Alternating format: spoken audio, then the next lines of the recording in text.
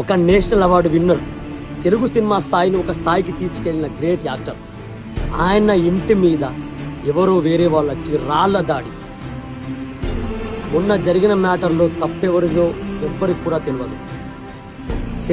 ఎక్కువ సెక్యూరిటీ పెట్టుకోకుండా వెళ్ళిన అల్లు అర్జున్ తప్ప, అక్కడ ఉన్న అల్లు అర్జున్ ఫ్యాన్స్ తప్ప, లేదా మూవీకి అంత క్రౌడ్లో కూడా మూవీకి వెళ్ళడం రేవతి గారు తప్ప. ఇందులో ఎవరు తప్ప అనేది కూడా క్లారిటీ కూడా లేదు. ఆఖరికి అల్లు అర్జున్ జైలుకి కూడా వెళ్ళొచ్చాడు. ఇది లీగల్గా ఒక ప్రాసెస్ రన్ అవుతుంది. అలాంటిది ఆయన ఇంటి మీద రాళ్ల దాడి.